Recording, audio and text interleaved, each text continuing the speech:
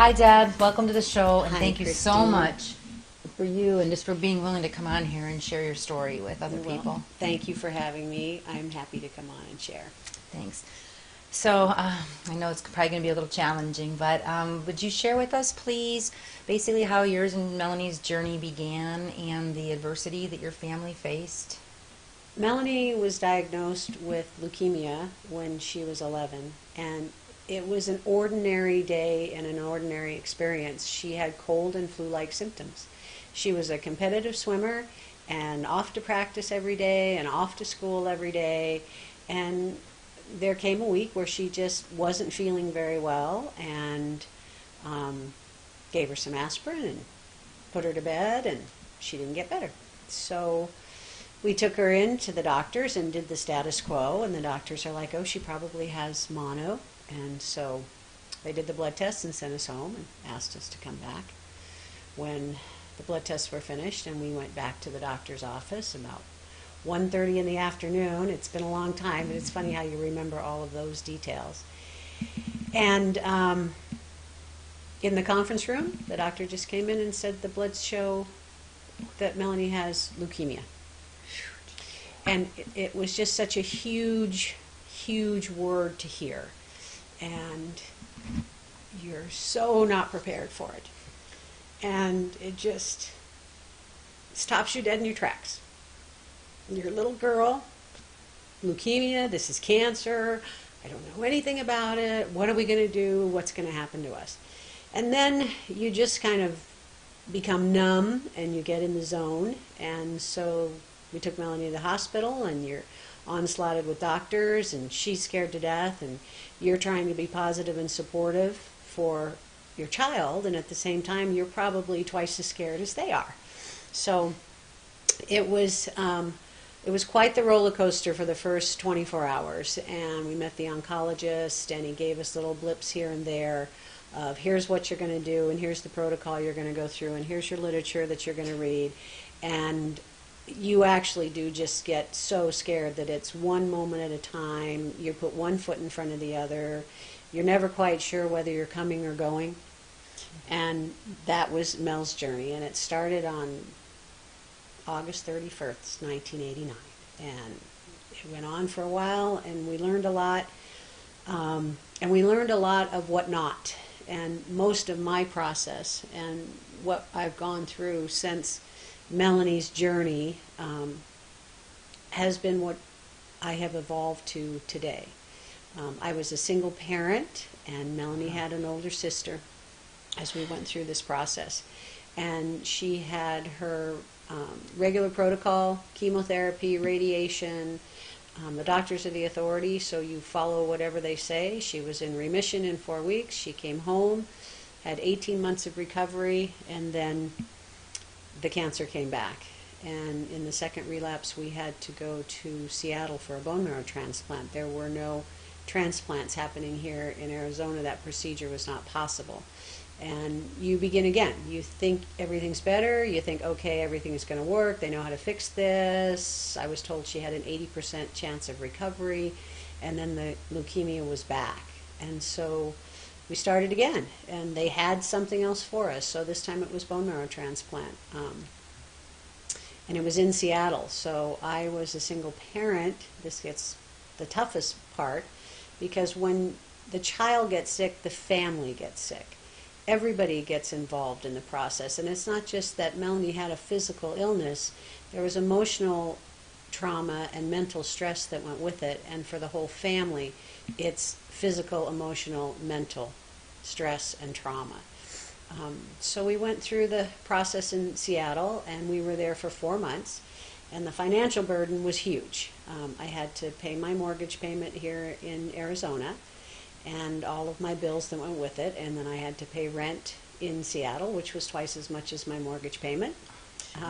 So that part, I'm not quite sure how we got through. I do remember calling some of the organizations that I thought would be there to support victims of cancer, and I was told that there was no financial support. All the funding went to research. So miracles. But Melanie and I and my daughter Veronica were all very positive thinkers. We believed in visualization, we believed in miracles, and we experienced several, one right after the other, when it came to Melanie's healing and our financial trauma. And we had a lot of people show up to support us. So that must have been devastating for your family, though, to go through a period where you thought that Melanie was in remission, only to have the cancer come back. It was, because you get in that vibration of hope, and Melanie was such a healthy person. Because she was a competitive swimmer, her level of fitness and health, she'd been training since she was 5 years old, every day for at least 2 or 3 hours a day, and sometimes twice a day.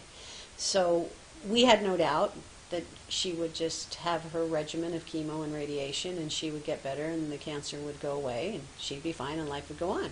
And she did get better, and her hair came back, and the vomiting stopped, and everybody was good, and we were happy and looking forward to, you know, an incredible new year. And then all of a sudden you're just in for a regular checkup, and the doctor comes in and says, "I'm sorry, there's something funny in her blood again." And, you know, it's funny in her blood, things like, and I'm sure it's very challenging for the doctors to have to come in and say, "Sorry, your beautiful little child is sick again." And When he said that, did you feel this like knot in your stomach of fear, or were you almost also more confident in the healing process that? I wasn't. I was devastated and overwhelmed. You think, how can I do this again? What am I going to do again? Do we have enough courage to do this? You know, what's going to happen to Melanie? And then what's going to happen to all of us? Where do you go from here? So it's devastating, it's overwhelming, and it's just like the first time you hear that they're diagnosed with cancer. It just starts all over again. Only your resistance is a little lower. I was going to ask that because you're tired already. You've already been Right. through a big stressful journey. Right. How was this for Veronica? Is older, right? Correct. How did she handle her baby sister? Who's the? I don't know how active Veronica was, but obviously with Melanie being a swimmer all this time and being strong, Right. how was it for her to watch that for her Well, baby sister? Veronica was a competitive swimmer as well. Not as competitive as Melanie, because Mel was a little Capricorn.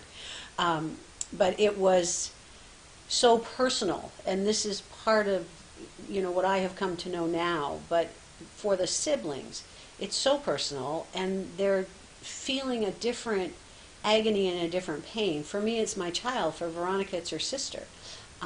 Hoping and praying that her sister will get better, and being positive and putting her needs aside. And then, for the bone marrow transplant, Veronica was the first test to see if she was compatible. You need a donor. Okay. And they matched, unusual. The doctors were very skeptical. I only had one child, and I was divorced, so it's like, well, the odds are 25% that they'll match, because you don't have anybody else to test except this one. And I think in her own positive energy and her own spiritual giving, when they did the test, Veronica was an identical match. She matched all 6 HLA components, which is unusual, and you don't find it. So the hope going in for a bone marrow transplant was amazing. The doctors were hopeful, we were hopeful. What they told us was that, you know, when you have an identical match, this should be good, this should be fine. What was a little challenging for Veronica as we come later, and the impact of it was several of the doctors are like, how exciting, you're going to save your sister's life. So, you know, there was a setup right there. So if something did happen and Melanie didn't survive, then what kind of emotional trauma have we created for Veronica? Everyone is well-intended. They just don't think about what they're saying. And of course, my story and my journey with Melanie and Veronica and our, you know, the Leone women and their story is we know the aftermath of that. And in Melanie's courage to go through the journey, and even in exiting the planet, she gave us that information so we could help other people. So, how did you and your family then cope through this? Did you have any strategies or things that you did, that took you from this massive roller coaster ride and watching your daughter be ill? I can't imagine. I mean, it's one thing to go through something yourself, Right. but to have to watch the person you love more than anyone in the world, right? Or the people you love, because Right. like you said, it was the family involvement. So you're watching Melanie, and you're watching Veronica, and you're watching yourself in third person. How did you cope?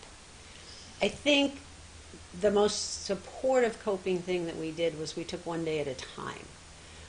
You can't look too far in the future. You definitely can't look into the past. Melanie and I, and Veronica to an extent, were really big believers in positive mental attitude and creative visualization. We had actually read a book called Creative Visualization, and we practiced it. We practiced visualizing and positive mental thinking. So, taking one day at a time, we implemented a lot of that visualization into our daily practice. We'd sit in the morning and we'd visualize. Melanie and I would take time to visualize her cells being healthy, her hair growing back. We kept a very positive mental attitude. The other thing we did was we spent a lot of time together. We had family and friends who were very close to us. It was remarkable to see how people will show up for you at the moment of crisis. And so we had many, many friends and our family who showed up for us. Sometimes they would take Veronica out by herself so that Melanie and I could have time, and Veronica didn't feel like it was always about her sister's illness. We laughed a lot. We went to movies. We were big movie fans, so we continued to go to the movies. We tried to keep our life as normal as possible. And once Melanie's counts were high enough and she was in remission, which only took her 4 weeks, we would be out and about.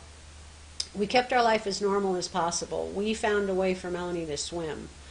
Most people think that's ridiculous. How could she get back in the water? She had a Broviac catheter stuck in her for her blood work and for her drugs to be infused into her body.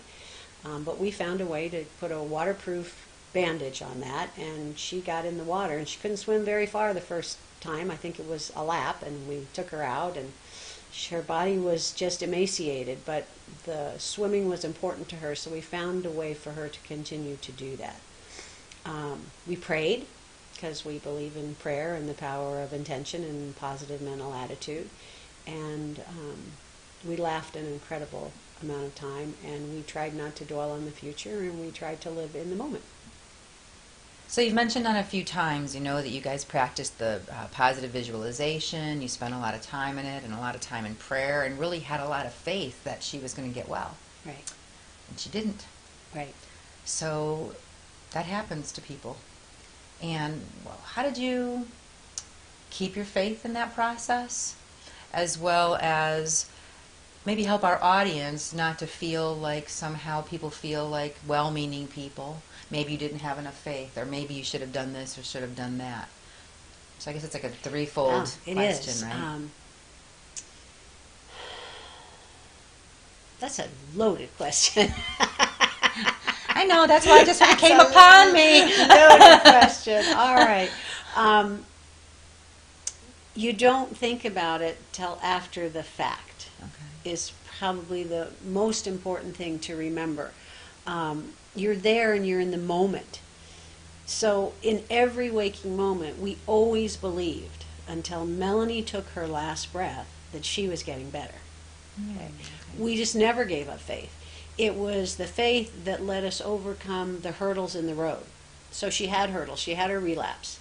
And then in Seattle, when she had her bone marrow transplant, she had a complication, and she had an intracranial hemorrhage and a bleed on the brain. Wow. And I guess the most important thing was we had such strong faith and such a belief in miracles that we could create our own destiny and manifest what happened in our world, that we just knew we would overcome at every turn. And that's where Melanie was an inspiration, because she was the one that was going through the incredible physical trauma. And she was the one who never lost faith. She was always happy. She was always grateful. The nurses loved her. They would come into her room and be like, "Oh, we love to come and see Melanie." I'm like, "Really?" And they're like, "She's so polite and she's so gracious. And we know she's in a lot of pain, but she's still always smiling and she's always got a joke." And it got rough and it got bad. And there were times where, she cried and screamed and hollered, but then she would just bounce back. And laughter was a big part of that.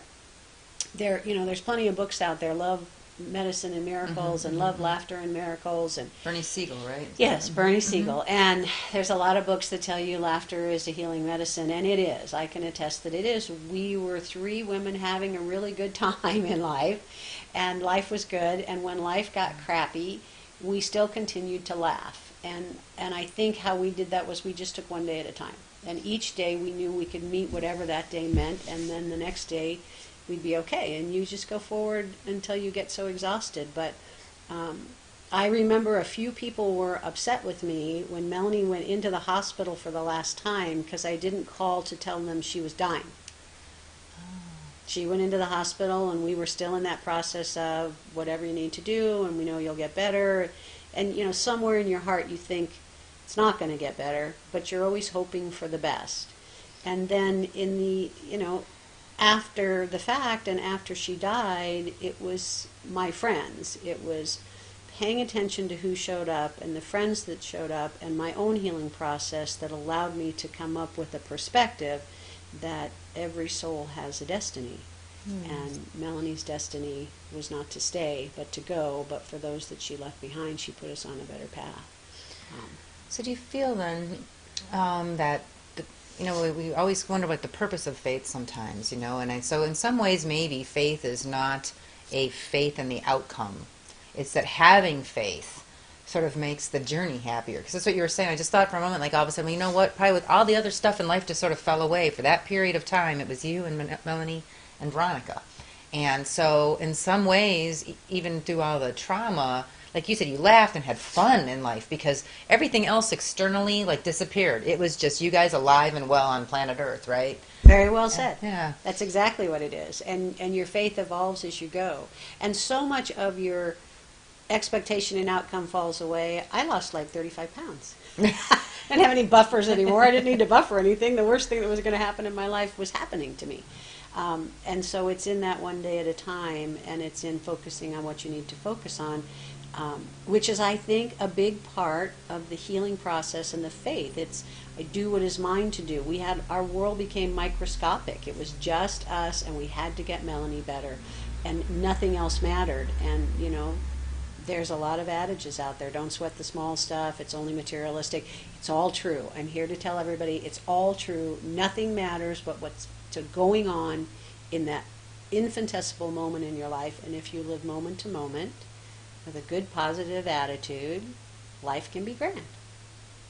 Well, thank you. I think it's a sort of eye-opening in that we've all had different quests with our faiths and challenges in life. And I'm sure that was a burning question a lot of people would want to know, really, is, what happened after that. And so obviously, in the outcome of losing Melanie's life as we know it here, you created a positive out of a tragedy, a personal tragedy. Could you please share with us how then that process of that faith process happened? About a year after she died, I had volunteered for the Leukemia Society with Melanie. During her process, she was a little spokesperson for them, and they called and invited me to an event, and I went to the event, and they asked if I would get involved. Getting involved in the charity work and meeting people who had lost their children as well to leukemia was probably a lifesaver for me. It was more supportive than support groups. It was people who were still living their lives and trying to make a difference. And immediately I'm like, oh, I fit here. This is good for me. I fit in right here. And then I had some divine experiences, or your perspective in life changes. And I had a friend of mine who was metaphysical by nature, and she actually stopped by my house, knocked on my door at the 1 year anniversary of Melanie's death, and was like, I was in your neighborhood and stuck in traffic. I thought I better stop in. And that was my first conscious awareness of, oh, everything really does happen for a reason. And in sharing with her, and her asking what's going on, and oh, this is the first anniversary of Melanie's death, it was like, oh, well, I have a book. You probably should read this book. And so I picked up the book, and she was doing a study group, and I went to her study group, and I just, again, one day at a time, putting one foot in front of the other, and going forward, this whole new path opened up for me. I know people have had the experience. It's an awakening, your perspective changes in life.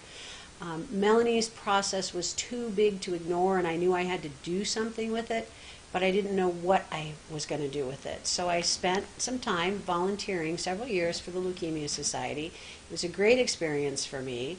I also kept in the back of my head that when we went through the process, there were no services for me as a single parent. There was no financial assistance and support for the families.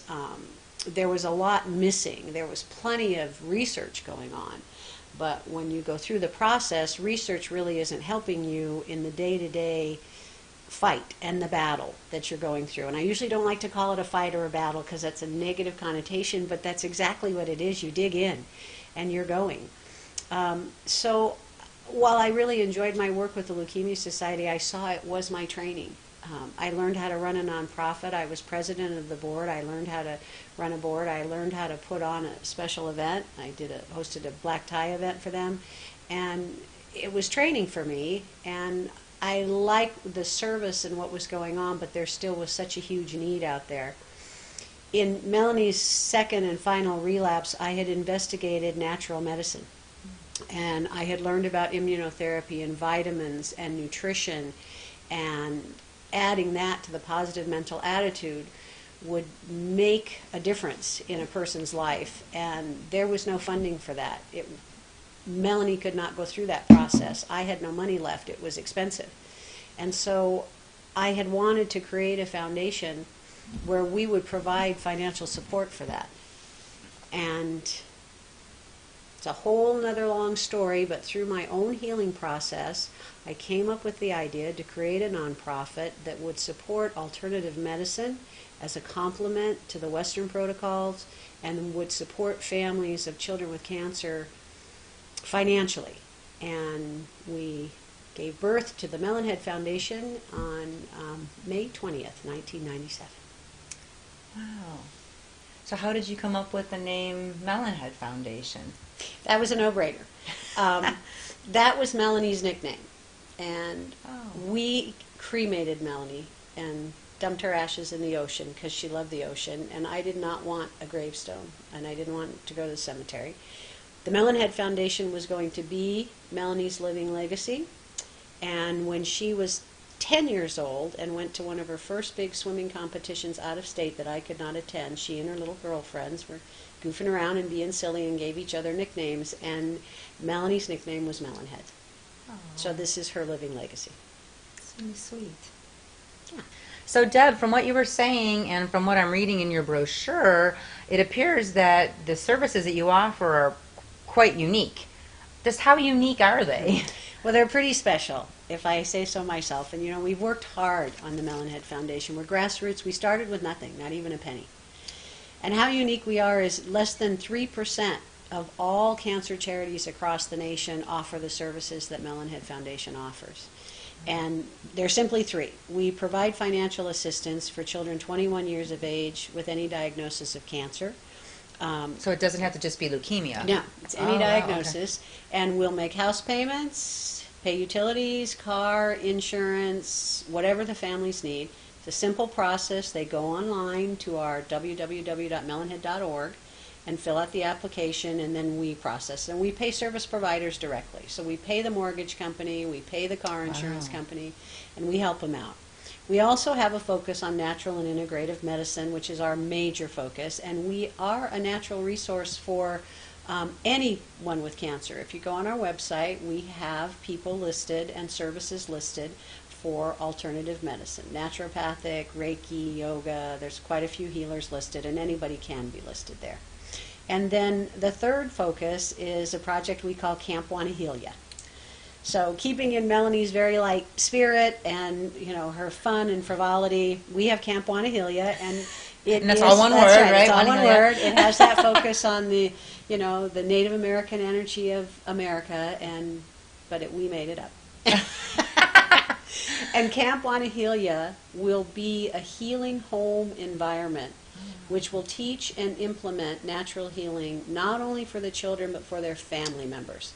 And we will have wellness for the families of children with cancer as well as the child. And we have successfully completed 2 prototypes back in 2002 here in Arizona, so we know the model works. And of course, we're raising money and doing funding to get that project off the ground. Okay, so a couple of questions. The first one is this, can anyone in the country go to your website and get services, or are the services only local? Actually, it's a good question. We are an international foundation. When I set up the 501c3 for the foundation, I made it international. We do not have deep pockets yet, probably to go international, but when the time comes, my vision was that Melonhead would be so successful and we would have such unlimited cash resources that we would be able to help. So our priority patients and our home base is here in Arizona, but we have helped families across the nation. We have social workers that send a lot of the children to us, and from St. Jude's and from all the hospitals here in the Valley, and then we do have the capacity to support internationally. Deb, you are really truly an inspiration. I thank you so much for being willing to come on the show. I think it's given us a lot of insight into our own, you know, spirits and courage, as well as really just a respect for